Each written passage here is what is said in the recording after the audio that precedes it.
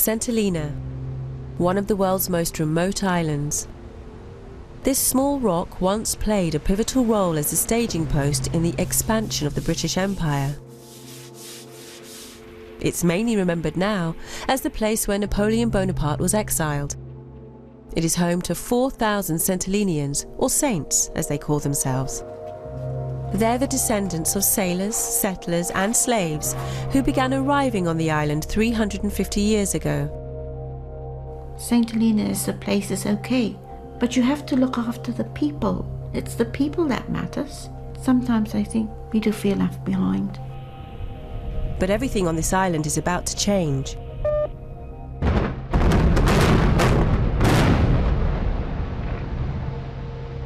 In 2011, the British government announced the construction of an airport on St Helena. It's going to change the islanders' way of life forever. We as St Helenians have this big box in front of us with the gift wrap all around it. Slowly the gift wrap's been taken off, and we still don't know yet what's right inside that box. It's hoped the airport will pave the way for economic growth based on tourism and end the island's dependence on the UK. Just months before the first plane lands, ending 350 years of isolation, our world explores St Helena's hopes and fears for its future.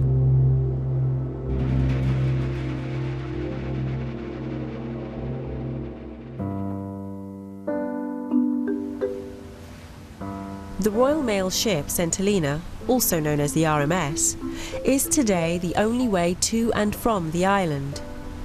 Almost halfway between South America and Africa, St Helena is a tiny dot in the South Atlantic Ocean, a mere 16 kilometres long and 10 kilometres wide. Cape Town is 5 days away by boat. There are no mobile phones and no credit cards. The ship goes to St Helena every 3 weeks. We're on a 3-week cycle from Cape Town. It carries all the food and all the materials for building. Well, it carries everything other than petrol. So it is so central to the island. Until the island gets its airport, we are the only link. This ship is actually, it's subsidized by the British government to service St Helena. You can call it like the last bus. The last bus must run because it's got to take some people home. Let go. Let go. St Helena will never be isolated again. St Helena loses its isolation when the airplane lands.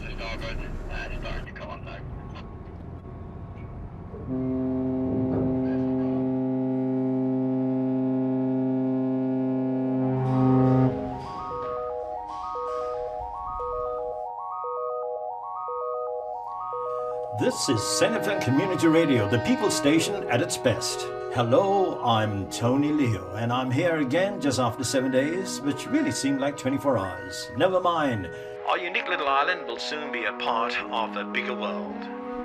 With the aim to attract something like 30,000 visitors per year, we'll have to ensure that what little we have here is protected.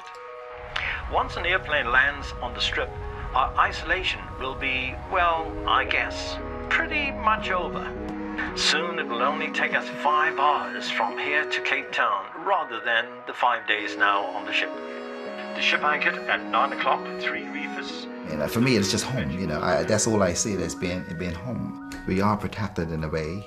It's still got a community, really. My friend and my mom on board as well. Yes, okay. But you got family here for you? Hey, mommy. How you doing, Callie? You okay? Good. You right, eh? As far as I'm concerned, this was the vow. St Helena was the vow for many years. And then television changed, a big thing in St Helena. All of a sudden, you had all of these images being beamed right into your sitting room. For example, I can remember when the Iraq War happened, and I into my history and following all of those things. All of a sudden, you could actually see it unfolding in front of your eyes. If you look at St Helena, after the staging post went in 1834, the island was handed back to the British government. The island lost all of its money from the East India Company, and there was real poverty. The more educated, business-minded people all emigrated to South Africa, and left behind was just the poor people, the ones who couldn't go no further. We praise you for the sea and the fruits of its harvest. Bless the fishermen and those who work in the fishing industry. Keep them safe from the perils of the sea. St Helena is reliant on aid. Each year, the island receives on average $40 million from the United Kingdom. There is full employment, but 70% of the population works for government and wages are low, while the cost of goods is high. I wasn't for it. I just didn't want the airport. I thought this is our little island of paradise, you know. You only can get here one way, by the RMS. I'm a single mum to 3 children, one in the UK, and I have 2 girls here. Their father died 6 years ago. So I work full time. It's not sufficient, unfortunately. Most of the time you end up, it is nowhere near payday and you're struggling, you know, to cope for the next couple of weeks or whatever.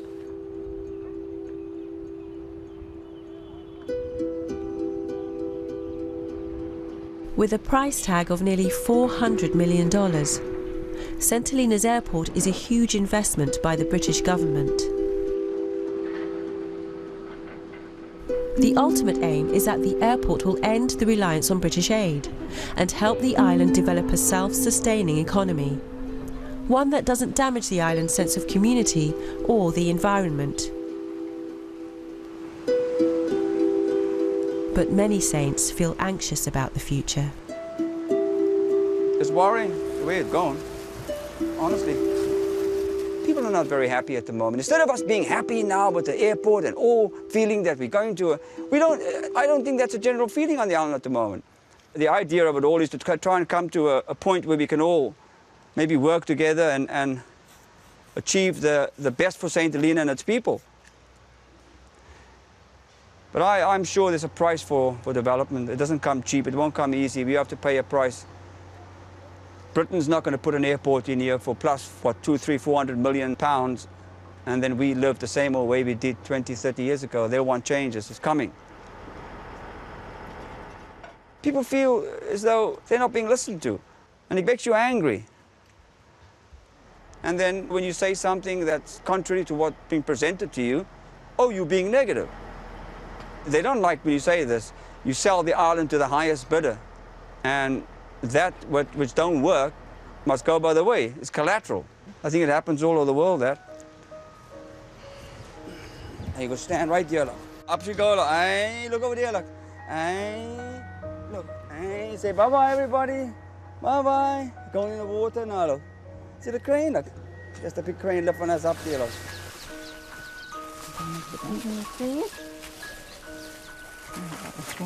It's what, 2 days this week we've had full bags, haven't we? Yeah. Looks like another one today, probably. Now, where else in the world? You're right, yes.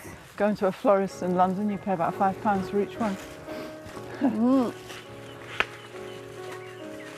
You learn to live with this kind of thing of isolation. I always can remember in the 90s when my son was going to get married in America. He gave us a whole year. He said, Mum, I'm getting married next January. I said, okay, we'll be there. Booked our passage. What happened? The RMS breakdown. Couldn't go. So we never went off to see him get married. And times like that, it do make you want to scream. Oh. My husband was ill for many years and he suffered a lot of pain, so when he died I thought to myself I'd just have something in memory and also to go through a little pain myself. The thing is with St Helena, it's so expensive to get off, you know, and you just miss your family. It is. I found it hard when my kids were growing up because my husband had a good position. He was in charge of customs, so he was in charge of income tax. He had all those jobs which don't make you very popular. It's hard. And then the children get got at by other children, you know. And this is why I know one of my sons will never come back here, never. My main function at the moment is being a lay advocate. I am licensed to court work and to advise people on legal matters. I am very pro-airport because people were leaving and not returning. This was the only development I thought that would actually quench that thirst to leave the island and hopefully bring our saints back, you know. Who are you lot? I haven't seen you at these parts before. Are you the test passengers for the first flight in? No. In 1981, St Helenians lost their UK citizenship. It was withdrawn by Margaret Thatcher's government. In 2002, it was restored. But since then, a fifth of islanders, mostly of working age, have left St Helena in search of a better life in the UK. Now, before we get started, there's 7 minutes if this person is in town. A bike has been found in the Queen Mary store, and it's a Thorpe's Carrier bike, and in that bike is 5 boxes of dinosaur chocolates. Now, I'm not entirely sure what dinosaur chocolates are, but we'll soon find out, because if nobody else collects it, we'll get Sydney to run up there and collect it for us. I'm not bringing them back. Well, if there's anybody missing a Thorpe Carrier bike with 5 boxes of dinosaur chocolates, it's at the Queen Mary store. They're open until 8:30 this evening, so if you're not in town and you can't head to the Queen Mary in the next, say, 6 minutes, then they'll be there for you on Monday. So thank you, Anita, for calling that in.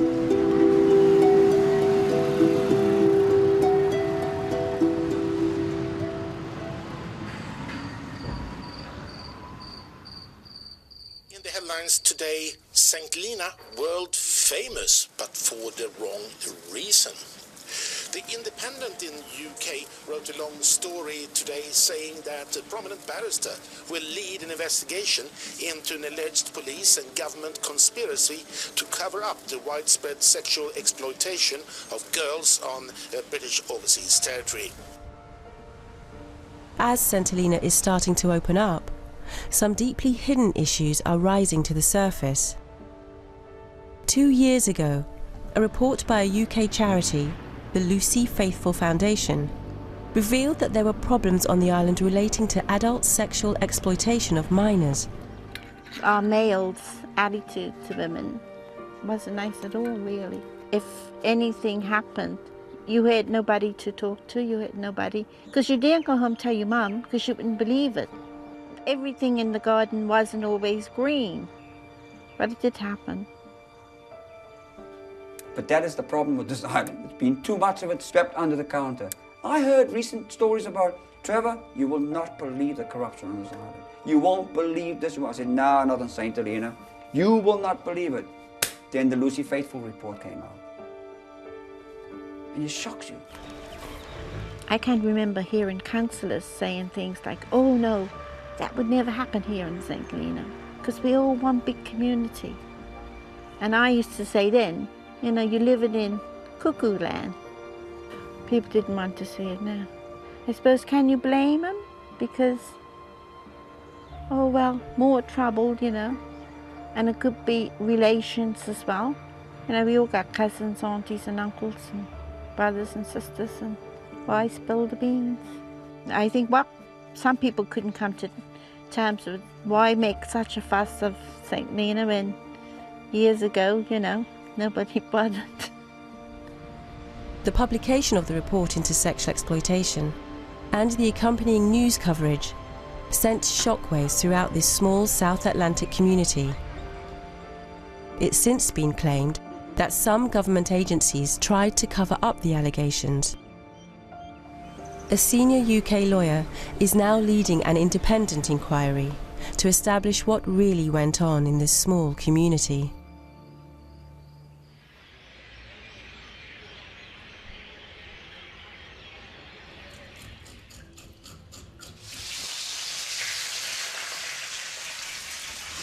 I've been struggling for a very long time, trying to cope with bringing up my children, trying to keep the roof over our head and food on the table.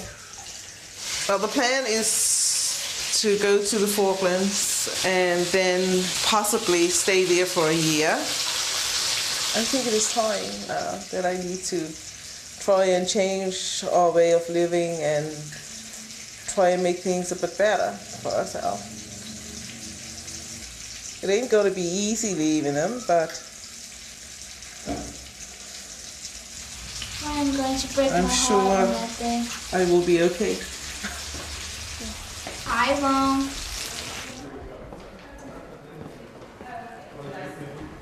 I think offshore employment and seeing our community in Jamestown just die, really. So I've seen major changes. And as a result of those changes, a lot of social consequences, you know. You see the breakdown of families. Johnny, you're going off on a holiday. Yes, but tomorrow we give you a blessing. My dad then went back on the ship, and for the last 20 years my mum was working on the Falklands. Without making it sound like mum and dad was bad people because they were just trying to get their lives back together again. I find that as you grow, you really do need a level of appearance. You really do need that, because you will need to be guided and nurtured through certain stages in life. Health and social services on St Helena are under severe strain. Cancer, diabetes and hypertension rates are high, but resources are scarce and treatment possibilities limited. Each month, several patients have to be sent to Cape Town for treatment. Sometimes they don't survive the journey. Something it's hoped the opening of the airport will change.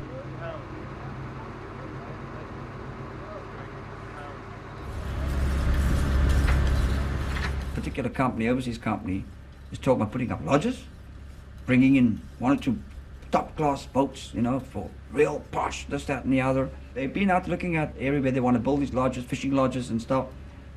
And right away, our people dying, hey, what's going on here? What about us? Can we compete with you? In the meantime, we have a hospital up there that doesn't have an x-ray machine in it. I will probably have it now, the ship will come back. There are so many issues with the hospital and our health service. It goes on this on. It's unbelievable that some of the things you hear. Yet we're going to bring 30,000 tourists in a year to... We can't feed the island with enough fish. A couple of years ago we had no water on the island. We were going through a drought, serious drought. I still worry about the fact that we are disillusioning ourselves sometimes. We believe things that won't really happen. It won't really happen. And that is going to be the impact.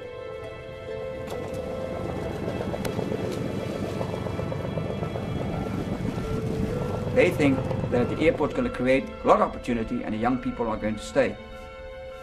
For what? Make the beds. I don't know, drive the taxis, sweep the floors. Because we all can't be chiefs, and the people, young people will still go away and stay away. And at the same time, let's not forget this, there are other people outside who also believe there's a potential here. People with big money who will come in here and set up their own businesses, and we may not be able to compete.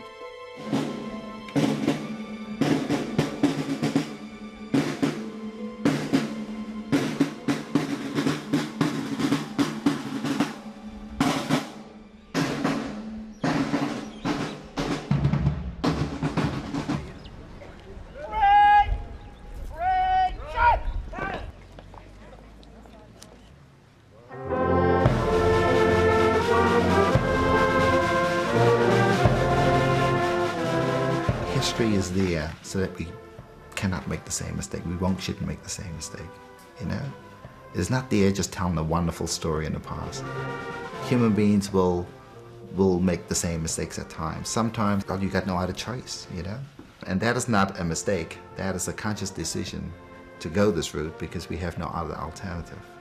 All we don't want to see is a return at the expense of us as St Helenians, you know? Otherwise, the most endangered species on the planet will be St Helenians. We will just die out.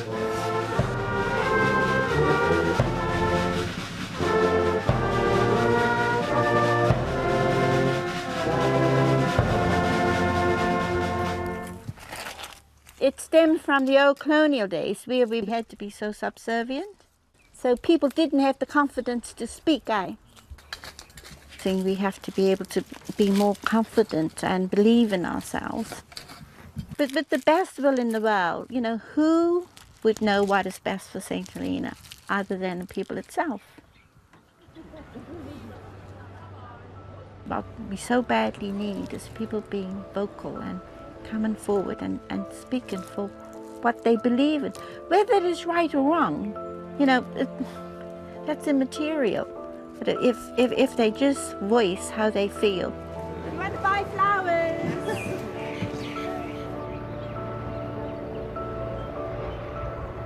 When it was first planned to have an airport, no, I wasn't for it. I thought that it would spoil the island, but then it has its advantages as well. So the only thing that makes me want the airport now is quicker access for me or my son.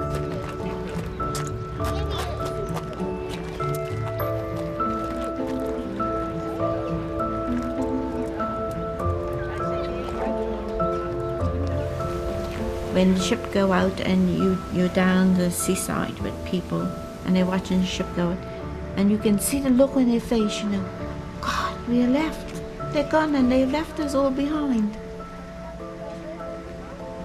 I've been to the Caribbean and I've seen how it works there, you know. And there are a lot of people who become in the lower bracket almost immediately after big development. So I wouldn't want to see that happen here. I just hope that everybody will get a share of the cake. If I can help in any way as an islander to make it better, then I will. I will do everything I can to help other people, help, you know, set it all up. And if the fishing industry can benefit from it, I will work hard towards achieving that. We've taken that on our shoulders. We must be seen to reform this island and stop depending on British aid. And if we took the airport on that basis, then we must all pull our fingers out and get on with it. No one knows what tomorrow holds, but when it comes to the future, there are three kinds of people. Those who let it happen, those who make it happen, and those who wonder what happened. Which one will you be? Take care, and I'll be back at the same time next week on your dial. Bye-bye. Although the government of St Helena says it's trying to improve the lives of saints, since the construction of the airport began, the price of land and goods has gone up and inequality is starting to grow. So will the end of St Helena's isolation also mean the end of this island's unique and strong sense of community?